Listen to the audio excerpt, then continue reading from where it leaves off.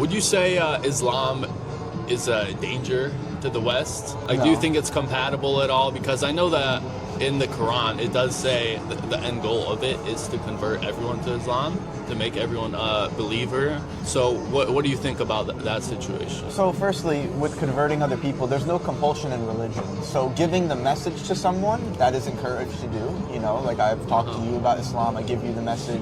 I give it to, you know, a bunch of people because I'm passionate about it, but that doesn't mean you can force someone to accept it.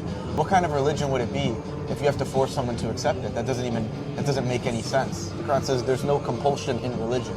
That applies to stuff like, you know, dress codes that you wear. That applies to praying multiple times a day. That applies to accepting the faith in itself. There's no compulsion. You're given the message. If it makes sense to you, if it's clear, you can choose to accept it or you can disobey. So, we have a creator, right? Yeah. This is what we've established. You can come to this conclusion by creation can't be without a creator, right? What happened first? Something must have set everything into place. That's an independent force, right? Okay, now then we talked about, did this creator send messengers? And you talked about how you feel like your creator talks to you in certain ways throughout life, which I agree with.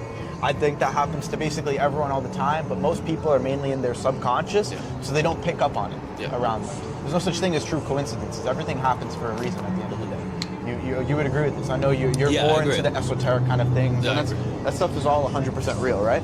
So throughout time, there's been men that come to their community claiming to speak on behalf of their creator. They're not just saying, I'm connected, you know, I had a dream about steak and then I woke up and there's a steak on my plate. They're not just having weird coincidences. They're claiming to speak to humanity literally on behalf of their creator.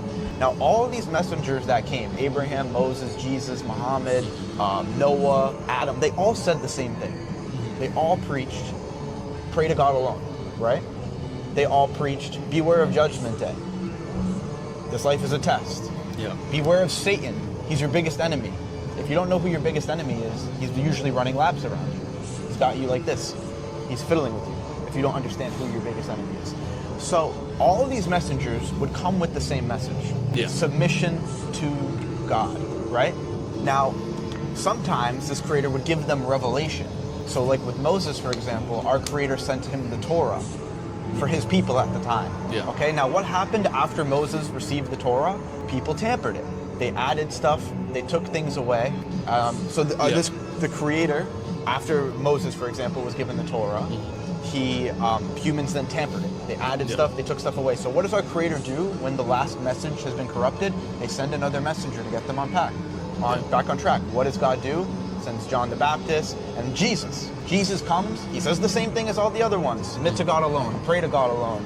Even in the Bible, he's not even claiming to be God. He's clearly giving the glory to a higher power throughout the Bible consistently, right? What happens after Jesus gives the same message? People then start worshiping Jesus instead of worshiping the creator that Jesus worshiped himself. They tampered his message as well. You know, the Gospels right now, it's not the gospel of Christ himself. It's Matthew, Mark, Luke, John. You have guys like Paul who claimed to have heard a vision in the sky and then wrote half the New Testament, blah, blah, blah. So what does our creator do? Then once again, the final message, the most recent message has been corrupted. He sends a final messenger. And that is where the Prophet Muhammad comes. He received revelation. It was compiled fully in his lifetime. By the end of his lifetime, hundreds and hundreds of people had the Quran memorized front to back. And so then you can look at the evidences. This is where it's pure logical. This isn't even like the emotional aspect of things. Is the Quran perfectly preserved? And could the Prophet Muhammad, peace be upon him, have actually written the Quran himself? So that's where you would look into the historical predictions in the Quran. They're making very, very bold predictions to where if he gets one of those wrong, the whole thing's a bust, right? There's scientific information in the Quran that the Prophet Muhammad, peace be upon him, simply could not have known at the time. It contradicted science at the time the Quran was revealed. Science has been continuously catching up with Islam. Does that make sense? With the Quran. Stuff like the universe constantly expanding, stuff like waves. You could say that with astrology. Like astrologers would say people get crazy at the full moon. And you could say, and now we know that your body's 70% water. I'm not here to convince you. I'm just saying, look at the evidence.